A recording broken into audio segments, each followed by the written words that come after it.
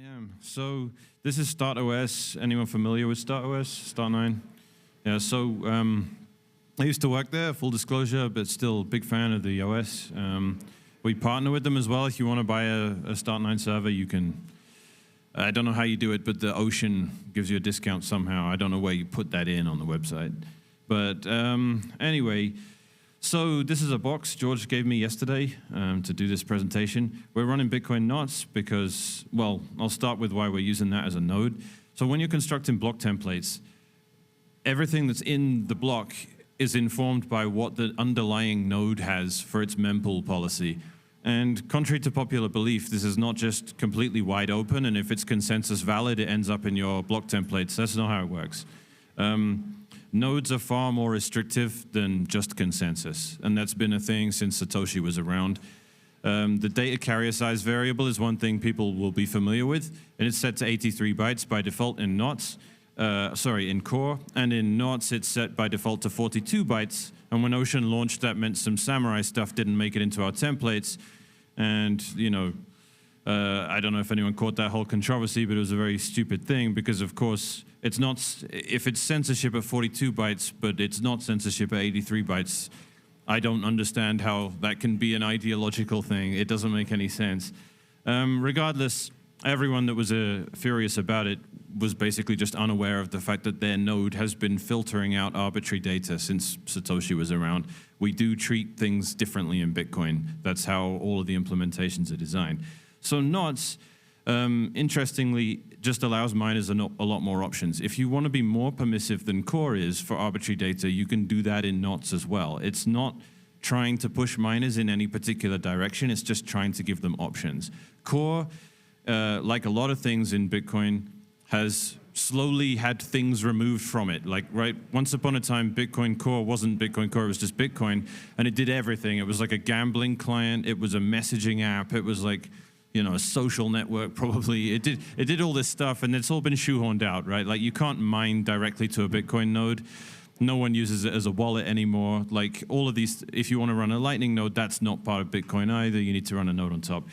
So, anyway, without further ado, this is the Bitcoin node. Knots is a superset of Core. It does everything Core does and allows miners more configuration options. So inside the configuration here, that's the data carrier size the famous data carrier size, which in Core only controls the size of op return. In Knots, it controls how much of any type of data storage you might do. So you can set that to whatever you like. Bare multisig is, you know, I'm not going to go through all of these, but bare multisig was basically the old way of doing multisig that no one uses anymore, that didn't get turned off by default in Core, and got used by Mike in Space for the stamps scam, and it did a lot of damage and bloated the UTXO set, and they even said we just want to do as much damage to the network as possible. So I defy anyone to tell me that these guys are good actors. So.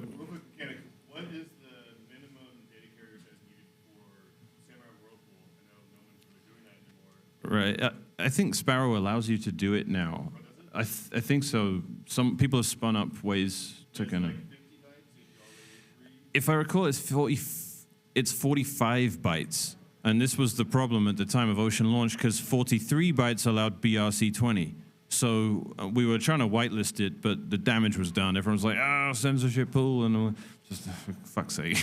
Anyway, so yeah, like all this stuff there's sensible defaults, but Luke will tell you, please don't use the defaults. The whole point of this is miners are supposed to have, the block is supposed to be a reflection of the miner's intention for what actually ends up in the blockchain. You're not just supposed to blindly use defaults. But that said, defaults exist, and obviously everyone's just going to use those, but please don't. So this is a sensible, you know, bunch of settings, and we're just going to save that. And then we just go ahead and install Datum. You can pronounce it Datum or Datum, whatever you prefer. And this will just install quickly from the community marketplace. And it will require Knots. It doesn't work with Core. It can work with Core, but not on StartOS. And I'm not going to go into detail on that. I would have to modify the Core package, and that's obviously like at the base of everything they do. So it's kind of would be a bit presumptuous of me to do that. And the great thing about StartOS, it will configure not to do things that Datum requires. Mainly is this block notify thing. I don't know if this is a bit out of scope, but typically, if you're running something like a Lightning node or anything like that, you need the node to tell you when a new block has been found on the network. People are using ZMQ for that, which is broken. LND use it. They should not be using it because it's broken. We use block notify, which is great. And the purpose of this is when the network finds a new block, you want your Stratum server, which is what Datum is, you want that to immediately tell your miners, there's been a new block, here's the new work. And the longer that takes, the more you're wasting electricity for no reason. So block notify is the integrated way you can get a Bitcoin node to do that. That exists in Core as well. And what it means is immediately it runs this script, this curl script here, and it uses that to tell Datum there's been a new block. If you don't run this, or if you run ZMQ, it might take like 30 seconds or something to actually do that. And without naming names, there's some software quite similar to Datum out there with that kind of sloppy approach where it's like, yeah, your miners are telling you you're mining at X hash rate, but you're mining stale work. So you're not doing anything useful at all. But that is, one of the sloppy things that you might come to expect. So the only thing you need to do when you install, all this is doing is changing the configuration for Bitcoin knots to have that block notify thing. Then you just start up the node. I'm just going to, apparently this was synced before it was given to me, so I'm just going to check where it's at. These are the logs for the Bitcoin node. Oh, hell no. Well, that ruined everything because the chain state's corrupt. Well, it might be able to get through it real quick. I'm going to have to re-index a chain state. Yeah, okay, well, that fucked the entire presentation. I'm sorry. Yeah, the chain state got corrupted somehow, so I guess I'll just... Oh man, it doesn't have re-index chain state. I got to re-index everything, which will... Level DB sucks. I don't know. We can pull up our... Yeah, if you go to Start9, what is the IP of it? All right, so yeah, great. This is what this would look like anyway. So here's the Datum gateway. It has its own configuration options. All of them are sensible defaults as usual. That's it pointing to the Bitcoin node running on here. Work update doesn't need to be super often, 40 seconds. That's basically new transactions entering the mempool. I use the mempool to describe the one on this machine because there, of course, is no such thing as the mempool. Right, and of course, this does not include the 40 seconds. Obviously gets overridden if there's a new network block, then you immediately get work as soon as possible. And it's better than using a pool because you're just using your LAN, right? The minute your node finds out about a new block, it's telling your miners to get on work faster than it would if you're connecting to a remote pool. So this is really good because one of the main... Datum is a free proxy, which is huge because miners don't use them. And this is something that's also not well understood that bears understanding because miners like to go to places where there's cheap electricity, and often that has terrible internet. And if you have terrible internet and no proxy, that means every 10 minutes, a pool has to send a tiny amount of data for work updates to like 10,000 Antminers all on one connection. And that adds up real quick. So this is the nature of the empty block speedup. Everyone's seen empty blocks, right? And everyone's seen, Ocean found 3 of them, which was really funny because the statistical likelihood of that was almost 0. And people were annoyed because intuitively those could have been blocks with transactions. And I'm like, no, they just wouldn't have existed if we didn't do the empty block speedup. And the reason for that is because of all these remote miners, you need to get work to them as quickly as possible to get them from burning electricity pointlessly. So you create work that doesn't have a Merkle tree of transactions in it, and it gets to all those machines quicker, and then you immediately follow up with a template that contains transactions. It's not based on any other principle than just the fact that the more data you send, the longer it takes to get there. So Datum is great because you can have that mining farm in Ethiopia or Paraguay or whatever with Starlink for the whole connection. And instead of us sending work to 10,000 Antminers, we send 1 bit of data, 1 bit of work to the Datum thing you're using, and that generates the work locally, no longer using the internet. It just connects over your LAN to all the miners and gives them the work. And the local node will have downloaded from the chain itself, and it cuts out a middleman. So a lot of miners can just use Datum as a free proxy because there aren't really good proxies out there. So it's great for that. It makes things way more efficient. And Ocean has half of the minimum difficulty for people using Datum because there's just so much less data going between the pool and the miner. And if you find a block, of course, it gets broadcast directly to the network. You don't tell Ocean about it and then Ocean tells the network. You just blast it straight out. So next you have the Stratum server settings. That is what Datum is. It's a Stratum v1 server. If and when SV2 gets more widely supported, we'll support Stratum v2 as well. Datum is not a direct thing you can use instead of Stratum v2. It overlaps some functionality, but importantly, it can just incorporate it. This stuff is kind of self-explanatory. You know, when you point your miner to Luxor.mine or whatever, that you have to write a port as well, and it's usually 3333. This is just you doing the same thing because you are now, from your Ant miner's perspective, running your own pool. That's what your Datum server is. It's a pool server, a Stratum server. So you just elect the port there. You can make that whatever you want. The default we use is 23334. In this case, 2335 is to get around a limitation of this version of StartOS, which is going to be gone in the next release. Maximum clients per thread, you can do some interesting things here, but basically you want to try and load balance as intelligently as possible. If you've got thousands of miners and you have so many cores, you want to split that out in an intelligent way. Minimum difficulty. So if you're in lotto mode, I mean, do people understand what miners are doing as it relates to local difficulty? This is all a miner can do is solve blocks, right? But as a pool, you can't just tell all your miners to do work and they never return anything unless they actually find a block. There's no granularity to that. You can't figure out who's doing how much work. So what pools do is they give an artificially low difficulty to miners. Obviously, it doesn't satisfy network difficulty, but miners are just finding blocks at low difficulty and giving them back as proof of work. So 16,384, that's a power of 2, obviously, and that's the default in Datum. Ocean's difficulty is higher than that, and if you're connecting upstream to Ocean with your Datum, then you get to, it will just get overridden with that. And what that means is if you find, if you use one nonce and you run it through and you find a block at difficulty 500, your Datum will just reject it. If you find one above 16,384, your Datum will accept it, but Ocean won't. But maybe you're just using Datum in lotto mode, right? And I'll go into that later. You can use Datum just for lotto mining, but what's magical about it is that it supports sending work to an upstream pool, which allows you to split rewards with other miners while still being a solo miner. So everything you're doing with the network is permissionless, and that's why it meets the definition of solo. So yeah, you have target shares per minute, and this is basically you want to regulate how much communication is going between the miner and your Datum server.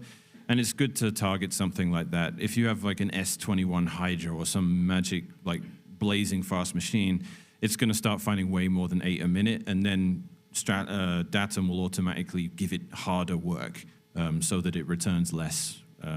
That's a sensible thing to have, to regulate. But it's only a minimum, right? If you don't meet that, it won't go below. So if you're using a bitaxe and you're not finding anything like 8 shares a minute, then you just have to deal with it. The bitaxe will only submit 1 share every 10 minutes, and that's just the way it is. Eventually, Ocean will accommodate bitaxe and have a bespoke solution. If we detect that you're a bitaxe, we will give you lower difficulty so that the stats actually make sense on the pool. Fingerprint miners is fun. Basically, that allows you to look at the user agent that a miner reports. If you're an Ant miner running old firmware, we'll give you terrible Coinbases that only have 16 outputs. This really sucks. If you look at Ocean's blocks, the whole point is we want, when the block exists, the miner already has the money. That's a massive principle of Ocean. We want to decentralize what goes into the chain and what comes out of the chain. No pools do that. Every single pool, when they create block templates, they pay themselves in the block when it gets found. And then they divvy up the money later, and there's no trace and no linkability or verifiability. In Ocean blocks, the worst you'll see is one output because of like an empty block or some anomalous scenario like that, which admittedly has happened a couple of times, but it's happening a lot less now, and I'll explain why in a minute. But generally, in less good scenarios, if someone's using old Antminer firmware or LuxOS, then we'll only have 16 outputs, which is frustrating. But that's all getting fixed now. We realized internally at Ocean that Bitmain actually had the fix for this bug, and they were using it internally. And I wrote this tweet about it, which blew up. And then Bitmain released the fix like next week. So. So, like, they were selling defective shovels to people competing with them to dig, right? Like, anyone else, we might assume it was just a mistake, but with Bitmain, you know, there's reason to suspect it wasn't. So, new Antminer firmware works. That's the TLDR of that. So, when you see an Ocean block, if we fingerprint the miner, and the miner happens to find a block, and they're telling us their new Antminer firmware, then poolside, we give them giant Coinbase. So you'll have like 70 or 80 miners getting paid out in the block. So that's, you know, what's the PC term here? For coins with no input, right? Some wallets don't even understand these things. So this is special Bitcoins, right, that have no input. They have, on mempool space, it will just be, this is from the Coinbase, and it's the generation transaction. These coins can't be spent for 100 network blocks. That's because they're not a regular transaction. Regular transactions in Bitcoin, if the worst happens and there's a reorg or your block gets orphaned, it just slips back into mempools, whatever transaction it was that paid you. If you mine a block and you pay yourself Coinbase coins and your block gets orphaned, those coins just disappear from existence entirely. So they're much more dangerous coins in a way. That's why the network enforces this minimum. It's not going to let you spend coins for 100 more blocks.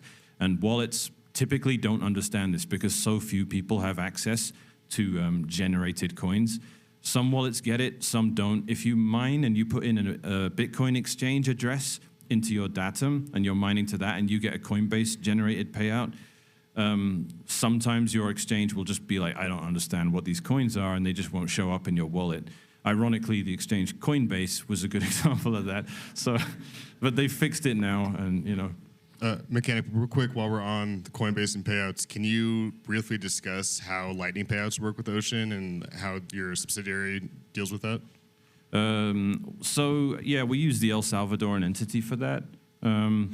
Lightning payouts, we use Bolt 12. And so importantly, Ocean pays Bitcoin addresses. It doesn't pay people. So if you ever email us like, hey, I've only got like 30,000 sats I mined, can I have it? I'm like, I don't know who you are. All I know is that there's an address you're saying was yours. And this is very important because this means we don't have to do annoying regulation things, right? We don't know, we are not a people pool, we're a Bitcoin pool, and no other pool operates this way. So when it comes to Lightning, we need to not be trolled, right? We can't have people that we send money to who say, hey, I never got it. So we make you use the Bitcoin address you're mining, which is kind of in lieu of any account kind of structure. And you use the private key of that Bitcoin address to sign a message that says, hey, can you please pay out this Bolt 12 instead of my Bitcoin address? And as long as the message is signed and valid, we just assume, well, whoever would have had control over where that payout went on-chain has said to pay this Bolt 12 instead. And then using all the magic of Bolt 12, we have a proof of everything. So if anyone comes to us and says, hey, you didn't pay us, we'll say, well, here's the proof. We have the payment pre-image, we have all that stuff. Because Lightning's like private by design, and we have to kind of work against it in that sense. But hey, that's how you run a permissionless pool where everything can be, you know, verified. Absolutely, and it works. Yep.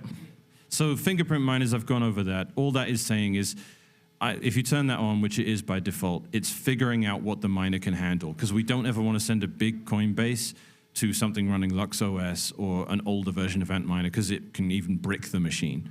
If you don't turn this on, it will always just assume it can't handle it. So there's no risk of bricking your miner or having to reflash the firmware or something.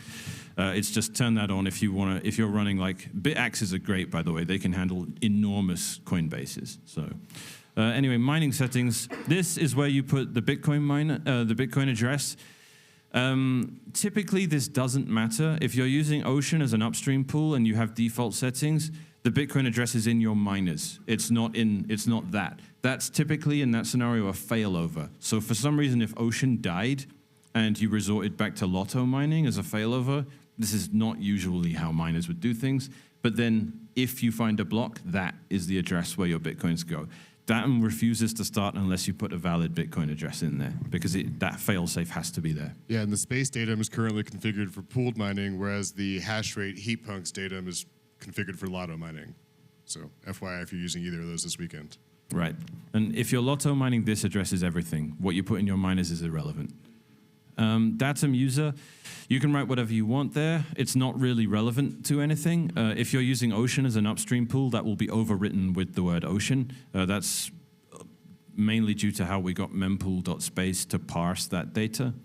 Secondary Coinbase tag, that's the fun part. That is when you find a block, that's what it will say. It will have the Ocean logo next to it, but it will say whatever you want to say there. So that's where you label your block, right? And before anyone wants to call us hypocrites for putting arbitrary data in Bitcoin, the requirements to mining a block are significantly higher than the requirements for sending 10 cents to put some junk in an op return. So, like, I don't have a problem with Satoshi writing, chancellor on bailout of second. No one has a problem with that because mining a block has an incredibly high proof of work requirement. Coinbase unique ID, that's to avoid duplicate work. Again, sensible default. You don't want two of your miners doing the same thing because that's a waste of electricity. API, all that does, I'm not going to be able to look at that because that's, MDNS is not working on this network. But right now, that's just a friendly dashboard you can look at that will quickly tell you, actually, I'm going to use Tor, right? So I'll pull through to that in a minute. All that is just a website that gives you some static data that says, I have this many miners, I have this many shares, this is my estimated hash rate over the last 60 seconds, etc. Logs, very helpful. Datum still is in beta, so please do turn on logs if you don't mind. And then if you ever come to us because you found a bug, then you can send us your logs, and that would be very helpful. Of course, you don't need to, and you can sanitize them if you want first to get rid of any data you don't want to share. Now here's the Datum section at the bottom. So the pool host, that's the upstream pool. If you want to mine pooled, this is how you do it. This is the default where you will submit all your shares. Ocean will verify them, of course. This is the default pool and Stratum host that everything will be shared with. Pool pub key, that's for authentication and making sure you're not getting man in the middle. Pool pass workers, pool pass full users. I'm not going to go into what those do exactly, but the defaults are very sane. And this is a very important toggle here, pooled mining only. So if you set it to pooled mining only, which is what it is by default, if Ocean dies, what that means is your miners will all go on to pool number 2. So if you have, you have backup pools in your mining settings, that's what you... Please have backup pools set up. Yeah, and if you're a host, shout out to Bob Burnett with Barefoot. If you're a host and you're asking miners for credentials to put into machines, always insist they give you second and third pool. A lot of hosts just don't do that. And that's a very important part of being a miner. Pools go down, things happen, and you should have a backup pool. If you turn this off, pooled mining only, what will happen if Ocean goes offline is you'll start lotto mining, and you'll be paying out to that address above. Not really relevant unless you have a few exahash and you're actually likely to find a block. But pooled mining only being true is an important, that means something's gone wrong with the upstream pool, I can't connect to it or whatever. I need my foreman or my miners themselves to go, the Stratum host has died. I need to fail over to pool 2. If you have that disabled, then that won't happen anymore. Then you'll just go into lotto mode and your Datum will carry on working. So that's an important setting to get right. And of course, the default is sensible. So all the defaults are good here. Launch UI, let me just find the interface for Tor, and then we can have a look at what's going on here. Brad, what was your question? I was just wondering how you're doing the pool public key. Are you doing a handshake or? I can't remember the details, unfortunately. Sorry about that. So, wow, Tor is working really well today. Datum logo, I have no idea where it says that. That's 16 petahash. Yeah, so round of applause for these guys using, yeah. Last I checked, I think that's about 0.4% of Ocean. Yeah. So yeah, find a block. I mean, if live streams of this sort are like historically, we'll find a block like in the next 10 minutes. Yeah, Gambler's Fallacy says Ocean should find a block today, actually. So these are all the miners pointed to it right now, and you can see what they're doing. Yeah, and here, I mean, the user agent, that's what's informing that fingerprinting I was talking about. So, this is Brains OS, Antminer, and, we'll have the firmware so we know how big of a Coinbase. And the Coinbase thing here is what's listed, right? So we got Antmain 1 and 2. That's colloquially what we call the Bitmain Ant Pool, proxy pool umbrella. We call it Antmain for fun inside Ocean. And yeah, those are the different things. Respect, default, Antmain 2, and all of them represent different Coinbase sizes so that we don't break any miners, but we can use the chain as efficiently as possible.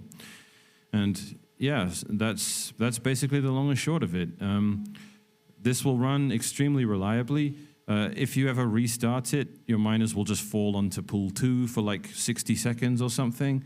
And then they'll all just slowly come back on afterwards. Some firmware's really slow to probe it again. I noticed Brains will be like 5 minutes or something. It will mine on pool 2 before it switches back to pool 1. Some's like Watts miners are amazing. They're like within 1 second of Datum coming back, they're already mining on Datum. So, and this is the important thing. This is experimental software, but it's not very risky. If you mine and you point all your miners to this, I have this running at home, really, really easy. If my home internet goes down or whatever, my miners will do a few seconds of sort of, I can't submit my shares anywhere, and then they all just fail over to pool 2. And that's a different address I have on Ocean. And then when my Datum comes back up, they're all probing for it, and they immediately go back to pool 1 as quickly as possible. And the worst thing I'll have is under a minute of downtime. So you're not, even if you run this and you're not sure what you're doing, you can use it as your primary pool. And if something goes really wrong, the worst thing that can happen is, as long as you have pool 2 configured, you'll just fail over to that in a few seconds. So don't worry about it. And the best part is 50% discount for all Ocean miners that use this, because that was always the thing. For years, everyone was talking about decentralizing template construction, and then everyone went, why would miners actually do it? It's good for the network, but why would they do it? And I'll tell you why, because you get 50% discount if you do. So do that. Yeah, all right, question.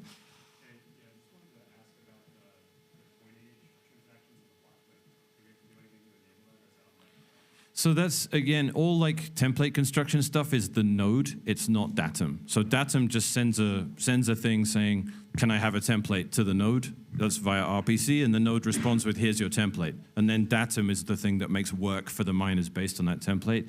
That is in Bitcoin Knots config somewhere. I don't remember exactly where. Template construction, that is actually about max block size. So, I mean, it's got to be in just mempool, I think. No, it can't be. I don't know where that is. That's probably something that's not in the Start9 config yet, which means you can manually add it if you SSH in, but that's, not, I would say that's not trivial, if I'm quite honest. Do you have, I guess I could SSH in. That's not super hard on Start OS. But I don't think I'm going to do that now because my risk of doxing stuff starts to increase a lot. Yeah, go for it. How is it that there's this Stratum V2 project that's been talked about for 4 straight years or forever, however long, and they're still not out, and you guys crank something out that works, and like it just seems insane. Like, why is this so quick for you guys to do? You've only been around for like a year and change. Appreciate the question. So Jason and Luke designed a lot. Ocean is like a new pool, but it's basically a revival of Eligius, which was one of the first pools, and it ran for 6 years with all the servers sitting in Jason's bedroom, and it had 20% of the network hash rate. All the stuff, Antminer, Antpool, Bitmain, all that, CG Miner, a lot of the firmware you have on miners is all just stuff Luke wrote years ago.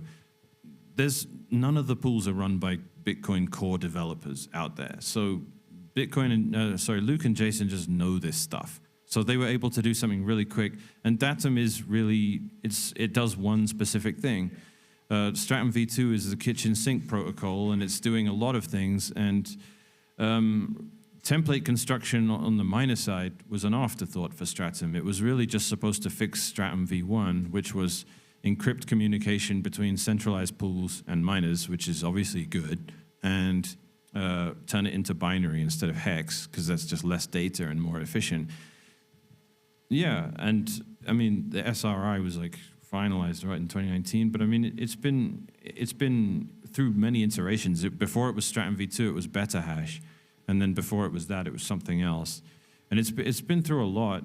And I do admit that they overlap because there's now the job negotiator in Stratum v2, which is what mimics what Datum does, but it doesn't support Coinbase payouts where you split and pay all the miners in the actual block itself. And fundamentally, just on a sort of social level within the space, the champions of Stratum v2 are not moving in the direction of miners controlling blocks. In fact, they're doing the opposite. They are as tactfully as possible. The pool that's kind of taken SV2 under its wing, as far as I can tell, doesn't even make its own blocks as a pool. It uses Bitmain to do that. And so there's marketing versus reality in that sense. But I don't want to be too harsh because Stratum v2 is better for many elements. What Datum is using is SV1, and it's saying, well, your local area network is secure, right? If you're running, $10 million of miners on some network in a mining facility and you don't trust your LAN and you need it to, you have bigger problems, actually. So, Datum is just unencrypted between the miner, and that's why it worked, because we don't need Bitmain to release Datum firmware. We just use SV1, so it works. Like the only benefit of SV2 locally then would be just you're not putting as much stuff on your network. You don't care about the encryption. You don't care about the handshake. You don't care about any of that stuff in your LAN. It's just I have so many miners that I need a smaller protocol. That's literally the only thing. Yeah, SV2 is strictly better, apart from one exception, which I won't go into, but it would generally be good if the entire space were to migrate to SV2, but Bitmain has zero interest in doing it, as far as I can tell, and I'm not waiting for hell to freeze over for this, and we don't need to either. So in communication between Datum and Ocean is all encrypted. So we tick that box anyway. That's what we really wanted to do here. So I guess the shortcoming really, what Datum does is it allows Coinbase with multiple outputs in it rather than just the pool paying themselves, which is an important aspect of decentralizing this stuff. And there's a few other little bits and pieces, and get into the language it's written in and all that stuff. It's just perfectly built for it, right? And there's a pool that already supports it. In theory, Foundry can come along and support Datum tomorrow.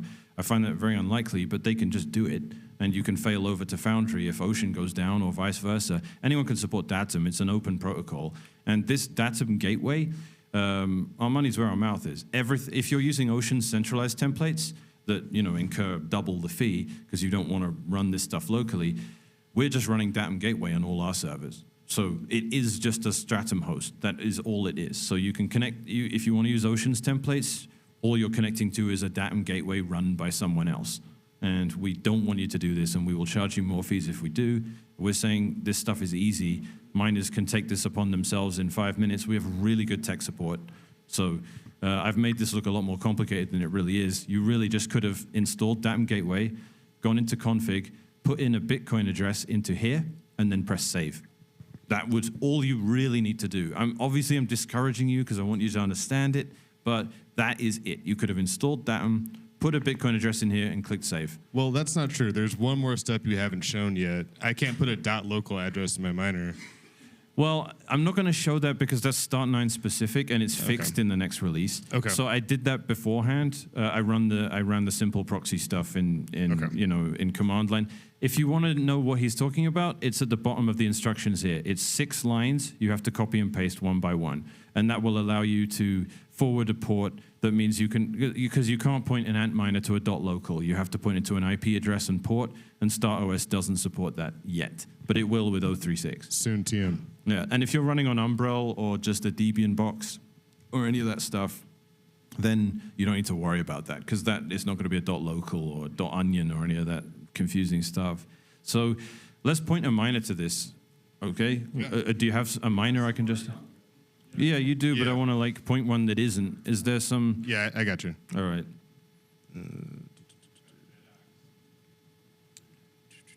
I just need an IP for the thing, and then I'll change the settings. So...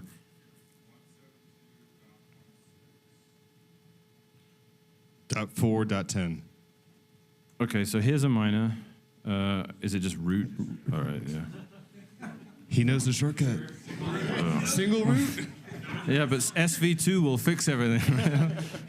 All right, we're running a bit hot here, eh? What's up with that? Yeah. All right. That's just right. Oh, right, it's at 3.6. All right. All right, so anyway, we go into configuration. So I'm just going to add a new pool here. And in Brains specifically, it does request the Stratum TCP plus, all that. Bit. Yeah, I guess. So they're holding space for that. But BitAx says don't write this, importantly. So anyway, all we're doing is we're pointing to the IP address of this server, which is this. We put that in there. And then we put the port, which was 23335. And then this is just going to be a Bitcoin address. Wait, hold on. Let me go to. Let's grab like. Actually, I just need a Bitcoin address, eh? Just use the one from the top pool. Well, okay. So all right, that works. So use this. Yeah, it should have a name at the end though. Yeah. So let's call this like demo, hello or something, and then we're going to move that to the top, and Brains will start using that. It should very quickly tell us it's alive. You need a password? Yeah. Oops. Oh, did I delete it? All right, thanks. So we're still dead, apparently. Wait, but let me use you have a DNS set up here? Yeah. Okay. Let's use that. Courtesy of Jeff Bride. Shout out.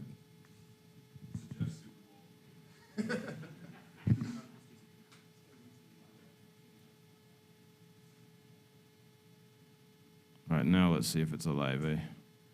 Still not alive. But you have 3333. So it's... Oh, no, the DNS is 3333. Okay. We have the internal and external set differently. Hold on a sec. No, just go back to the pool and change. Hold on. 3335 is Datum, but the simple proxy is listening on 3334. Correct. Right. I don't know if that's going to... If you do the IP with 23335, that'll work. With the DNS, I don't think it's going to work with the 233. All right, let's do the IP again. So simply, this would just be the IP of the Start9 box plus the port you have for the service. Real simple. We're making it look harder than it is.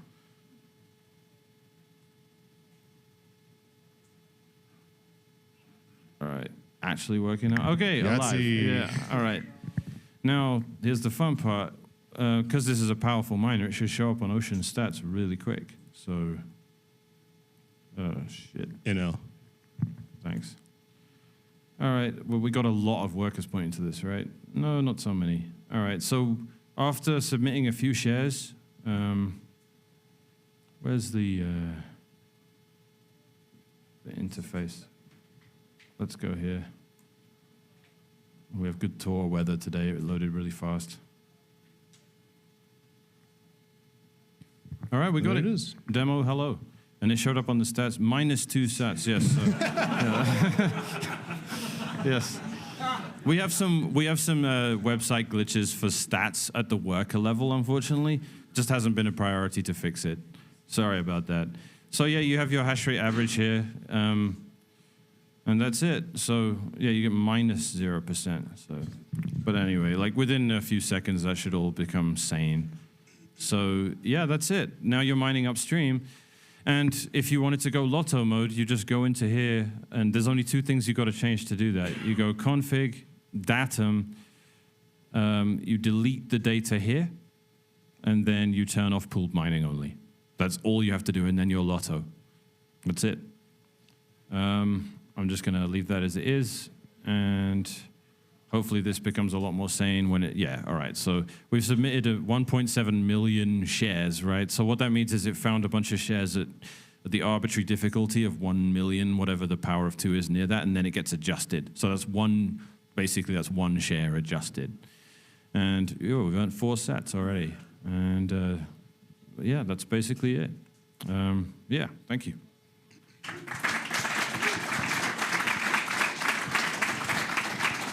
Please sign out of my server. What's that? Please sign out of my server. Okay.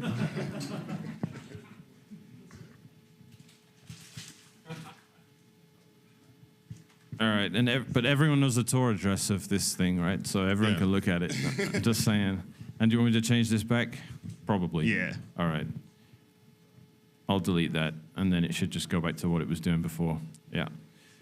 All right, so yeah, questions. I don't know how much time we got, but happy to take some more questions. Do I lose anything if I set up my Datum server, but my internet connection is a router level VPN to multiple tunnels and that?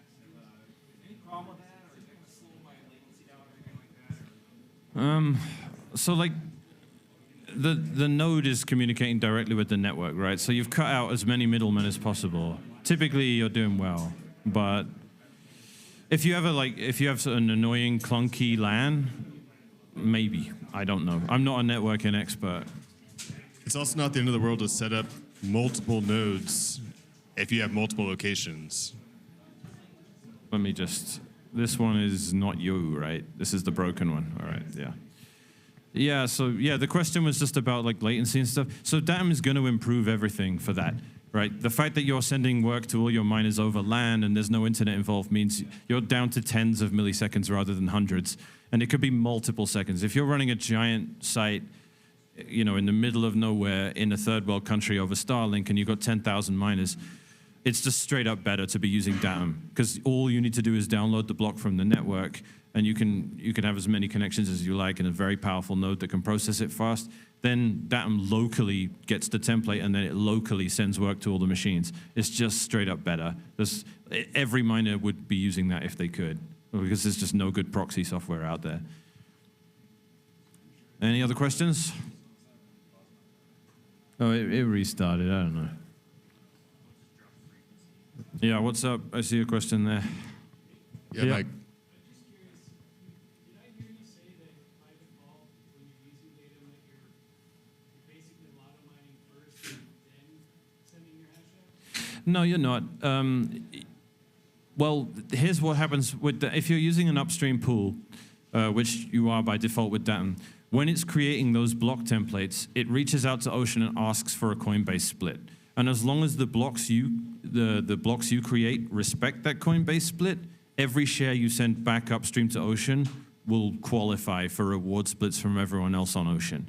So all Ocean is doing is it's just a coordinator that just says he's mined 10% of the work, he's mined 20%, and it just uses that to inform Coinbase splits. That's all a pool ever should do, and that's all Ocean actually does, except not everyone uses Datum yet, but I'm pretty proud to say like 90% of the mining on Ocean is Datum now. So happened quick.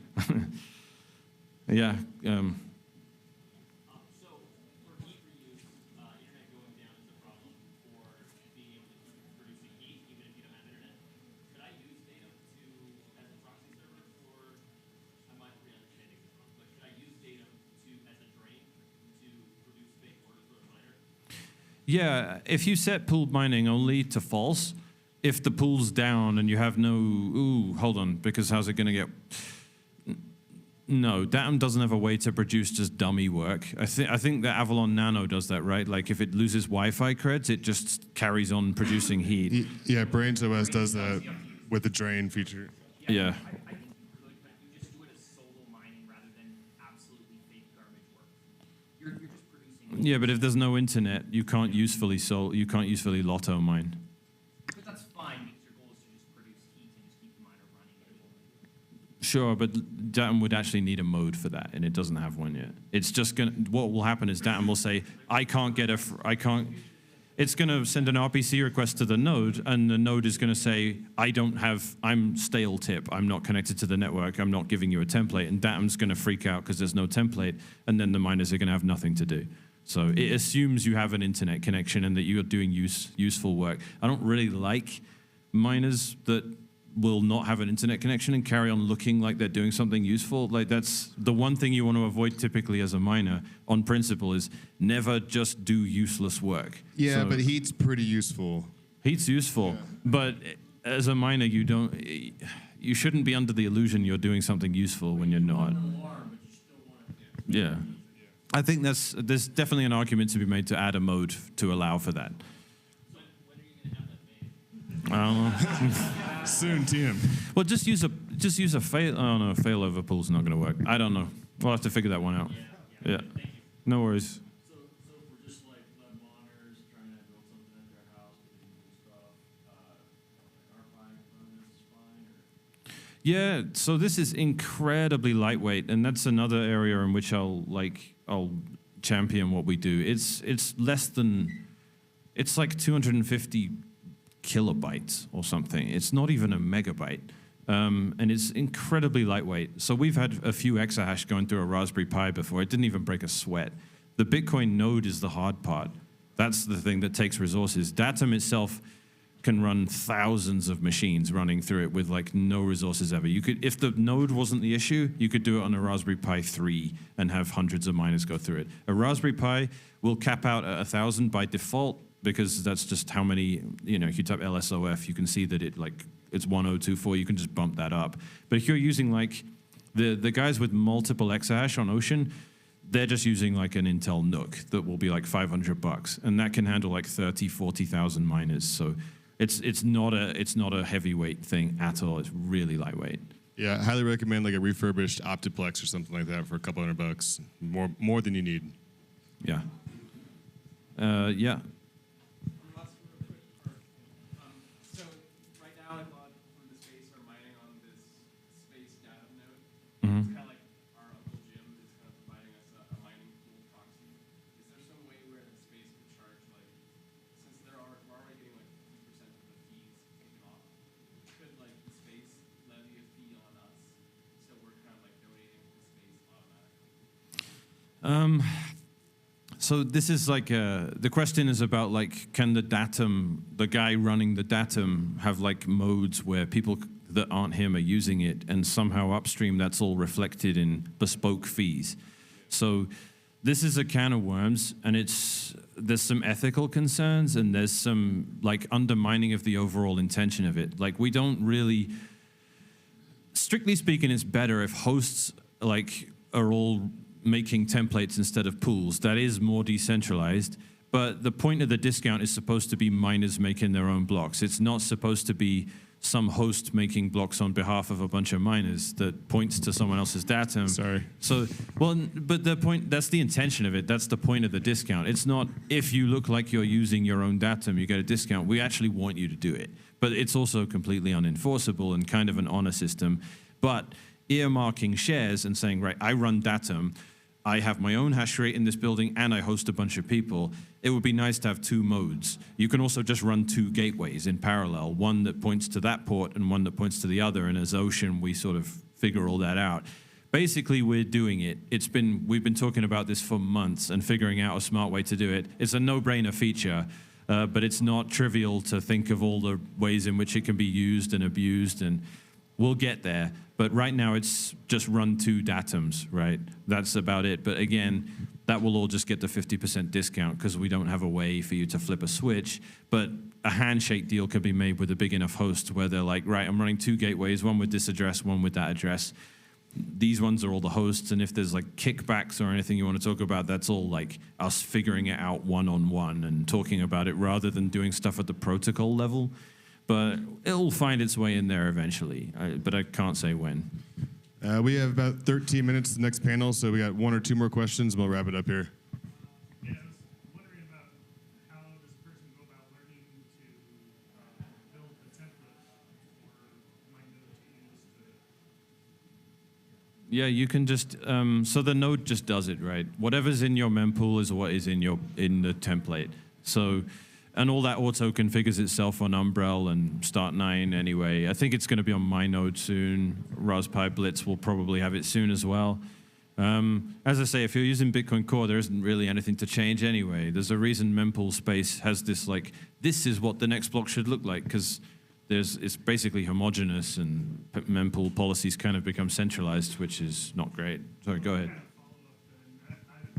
In terms of being encouraged to create our own template, in my mind, which I hadn't gotten to yet, but I was thinking, well, is there a way to select, high fees and some low fees, like kind of divvy up what my pool grabs?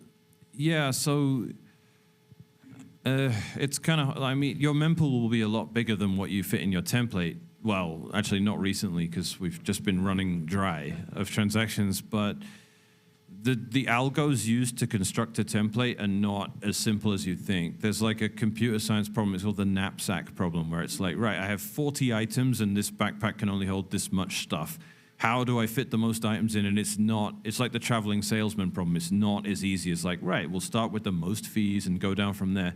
It's not that simple. And that's why sometimes Ocean's templates with spam filtration pay more than core templates. And people intuitively think that would never happen, but it does all the time. I'll admit, typically that's not usually what happens, but it does sometimes. So it's kind of difficult because you have all these other limits like bytes per sigop and stuff like that. There's so many like parameters and things and moving parts. I don't really want to get into it more because I'm just too dumb. So yeah. I guess I have one more question on that to wrap this up. Is there any way to whitelist payments to or from addresses of various XPubs for my block templates?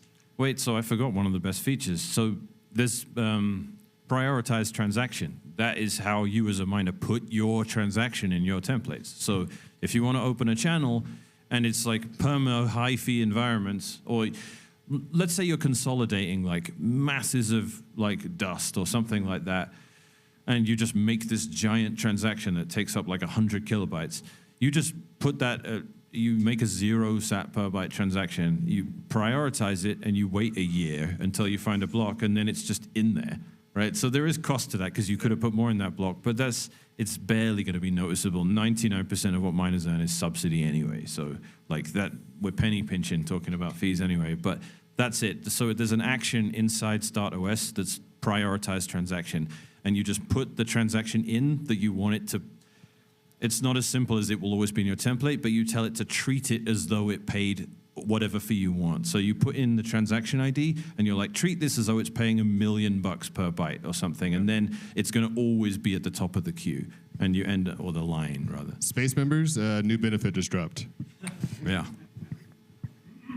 So prioritized transaction, yeah, that's a big reason for running your own templates. Like in a lot of, if you're like a giant Bitcoin exchange and you also have a mining operation, you might want to just dedicate 10% of your blocks to your own blockchain activity. All right, well, I think we're going to wrap with that. Round of applause, Mechanic. Thank you, everyone, for attending. Thank you.